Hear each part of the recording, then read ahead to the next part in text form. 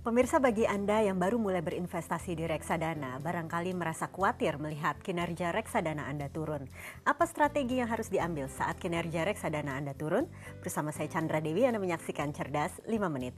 Dan di studio Metro Manulife saat ini saya telah ditemani oleh Bapak Putut Endro Ananawari, Director of Business Development dari Manulife Asset Management Indonesia. Selamat pagi Pak Putut. Pagi Mbak Chandra.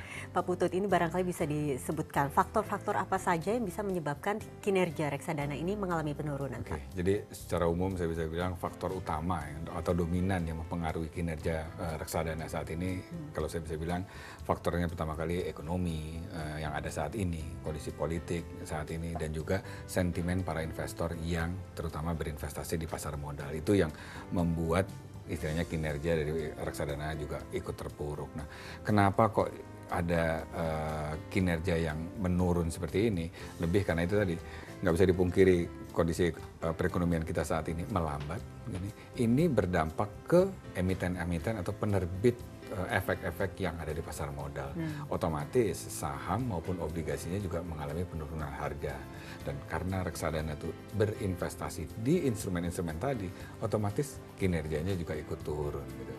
Ini yang buat kenapa kok kalau kita lihat selama tahun 2015 ini kok kinerjanya turun ya. Iya betul, ekonomi sekarang lagi melambat, tapi kita mempunyai prospek pertumbuhan perekonomian yang baik ke depannya. Nah, ini yang sebagai investor harusnya, terutama investor pemula, itu disarankan untuk tidak panik dalam kondisi yang sedang melambat seperti ini. Justru harusnya dia mempunyai jangka waktu investasi yang lebih panjang. Oke, jika disarankan tidak panik, kalau begitu langkah apa lagi yang sebaiknya dilakukan oleh para investor pemula ini? Pertama kali kalau dilihat seperti reksadananya mengalami penurunan, yang pertama harus dilihat dulu apakah itu spesifik di satu reksadana atau secara umum. Jadi kalau bisa dilihat sekarang itu secara umum seperti itu. Nah, kalau memang kondisinya seperti itu, langkah kedua yang bisa disarankan di sini adalah apa? Sebagai investor itu melakukan evaluasi lagi. Evaluasi apa? Evaluasi tujuan investasi dan investasinya dia tuh seperti apa. Itu disesuaikan lagi. Apakah tujuan ini untuk jangka panjang atau jangka pendek? Disesuaikan.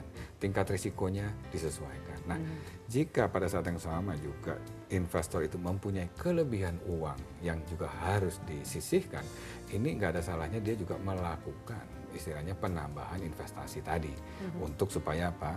Mendapatkan hasil yang lebih optimal di masa depan seperti itu. Tapi sebetulnya Pak, penurunan yang terjadi sejak awal tahun ini itu masih dalam tahap wajar tidak sih? Ya, saya nggak pernah tahu ke depannya seperti apa. Tapi apa yang sudah terjadi saat ini, apa yang terjadi di pasar itu sebenarnya refleksi dari sekian banyak investor terhadap kondisi ekonomi, politik, sentimen itu masuk ada di situ. Jadi kalau saya bilang ini adalah hal yang wajar gitu, turun seperti ini.